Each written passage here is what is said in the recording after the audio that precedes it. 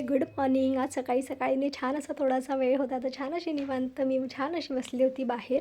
खूप दिवसांनी असा वेळ मिळाला. आता आई वगैरे आली आहे म्हटल्यावर थोडंसं जे कामाचं लोड आहे ना, कमी झालेलं आहे. म्हणजे एकदम तेवढी कामं आता माझ्या अंगावर पडत नाही आहे. ते थोडंफार त्याच करून घेत आहे.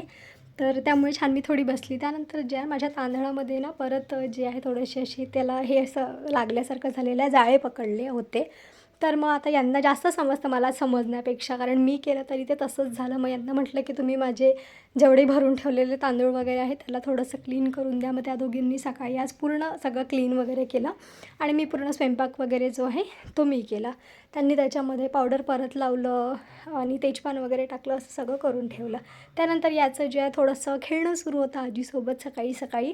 गीतचं तर जे आहे मस्त मज्जा सुरू आहे. आता 4 दिवस झाले, जे म्हटलं ते भेटत आहे खायला आणि खेळायला पण आता भेटलेलं आहे कोणीतरी, तर त्याचा तर खूप मस्त अति आनंद सुरू आहे.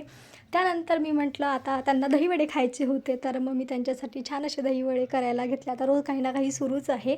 मी त्यांनाच विचारते तुम्हाला काय खायचं आहे, मग त्या सांगतात. मग त्या हिशोबाने त्यांना करून देत आहे. कारण त्या नेहमी जे आहे ना माझ्या घरी येत नाही. आज बऱ्याच दिवसांनी आलेल्या आहेत. म्हणजे मला वाटते 1.5 ते 2 वर्ष झाले असेल त्यानंतर आई माझ्या घरी आलेली आहे. कारण तिला वेळच नसतो, कायम ते बिझीच असतात आणि त्यांचं म्हणणं आहे की एवढ्या लांब राहते, कसं यायचं काय यायचं त्यांना भीतीच वाटते. त्यामुळे मग आज म्हटलं तुम्हाला खायचं आहे तर छान. मग मी त्यांच्यासाठी वडे बनवले. दहीवडे खायचे होते त्यांना, तर ते बनवले. तर आज मी ना मुगाची डाळ प्लस उडदाची डाळ असं बनवलेलं आहे. अदरवाईज मी नेहमी उडदाच्या डाळीचीच बनवते. ह्यावेळेस मी असं कॉम्बिनेशन ट्राय केलं आणि खूप छान झाले ते. आणि बिलकुल ऑइल नाही लागलं त्याला, ऑइल फ्री मस्त झाले. त्यातही ते एकटी आलेली नाही, माझी मोठी आणि आई अशा दोघ्या मिळून आलेल्या आहे. नंतर आता सगळं करून जे आहे उभ्या माझे पाय दुखायला लागले. मग मी सगळा पसारा जो आहे तो समोर आणला.